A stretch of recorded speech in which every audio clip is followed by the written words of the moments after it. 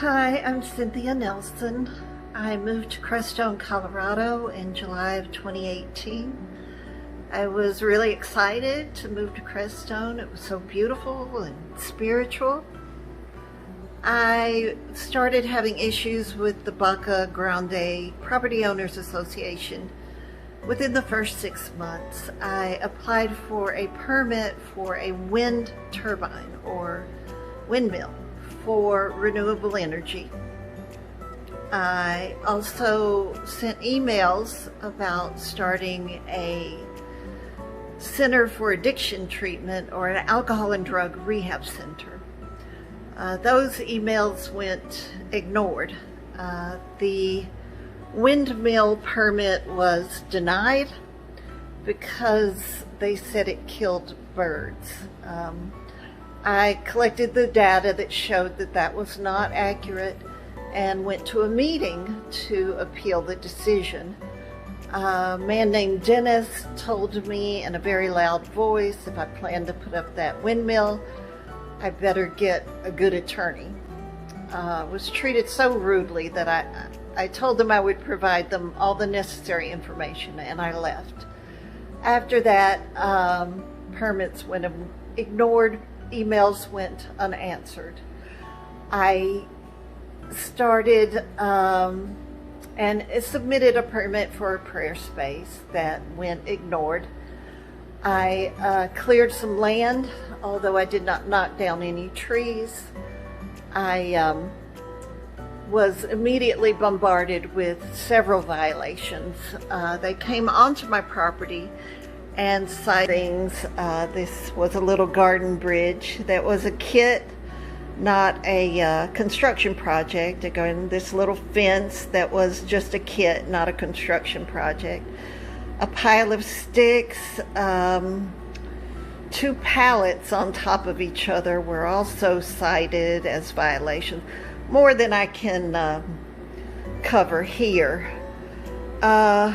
Again, this was just the beginning of it.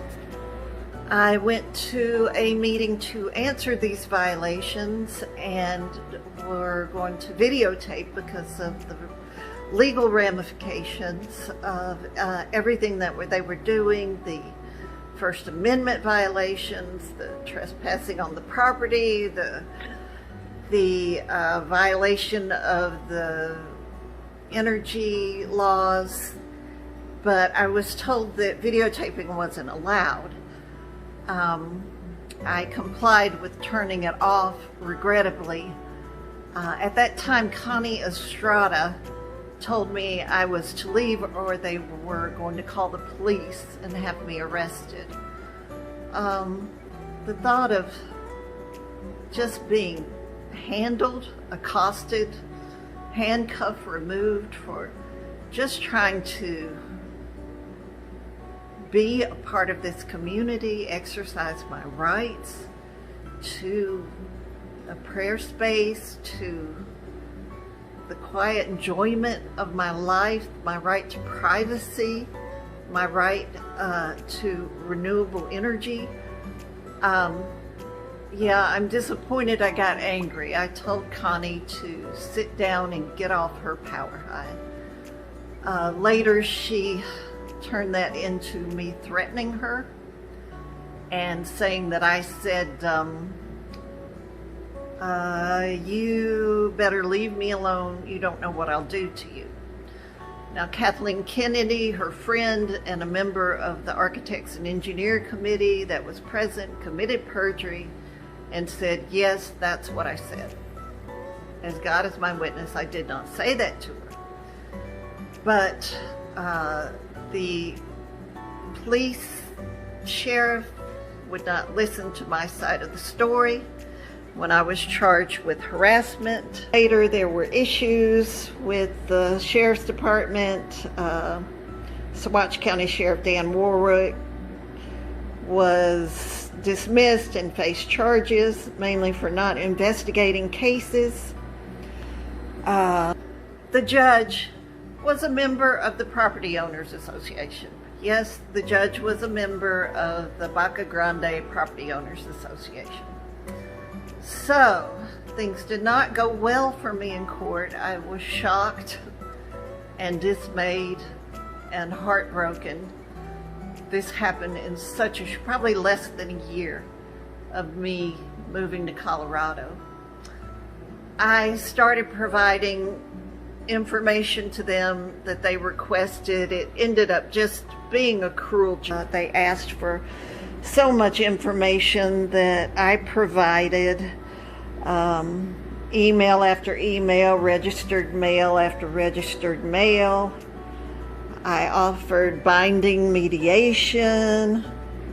They refused that and went on to say I refused mediation, and that's not true, but they will lie. So I was summoned to another meeting of the Saguache County Land Use Association and showed up to that meeting at the Property Owners Association building, and nobody was there.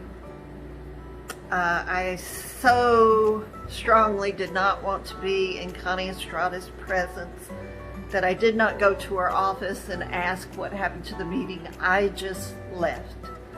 When I left, she was on my bumper and following me in her car.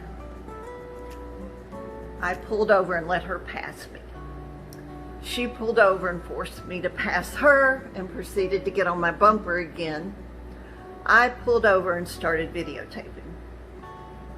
And I got behind her because I suspected something was amiss at this point. I was going to look at a property. I am a critical care registered nurse of 35 years and a property investor of 15 years. I had recently sold 3 properties and was interested in buying in Crestone. Though she was going like 5 miles an hour, I wouldn't pass her again because it seemed that's what she wanted me to do. I followed her for a while because she was going the same direction I was going. I should have run from her like they wanted me to do. They wanted me to fear and run, and my stubbornness said, no, go about your day. And I have recently been at that exact place with my neighbor Don Tullis looking at some property or some land, and at some point I just turned around and left. It just became too uneasy about the situation.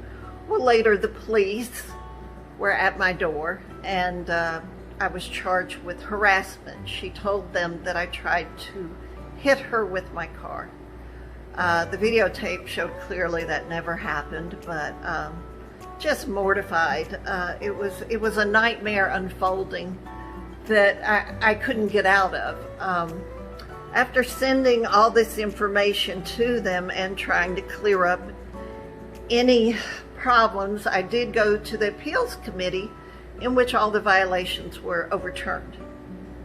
Again, I submitted all the paperwork again that they requested, and they ended up reinstating the violations and suing me for them. So my point is that as a result of these tactics, it has cost our community $630,000. And keep in mind that is with much of the data missing for 2018, and we haven't accounted for half of 2020. Now, I want to say that this money could have really been spent to improve our community, to clean up the blight and negotiate payments with the homeowner or volunteer work. We could have negotiated a solution other than bullying and paying an attorney $5,000 to initiate a lawsuit. I now have a $5,000 bill from the POA.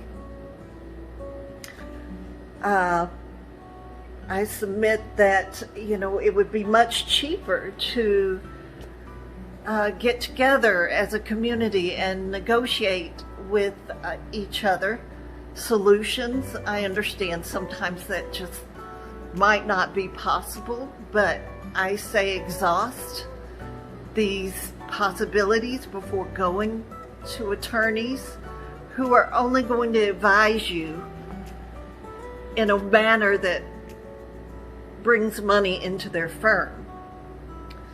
I understand a lot of you are friends with the presidents that are on our Property Owners Association, perhaps friends with this land use administrator. I know she has a long history of alcohol, drug, and methamphetamine problems. She's had 2 DUIs and I am told still struggling with her issues. So I say let's get someone in that position that can do it ethically and competently, and perhaps offer this person some vocational assistance.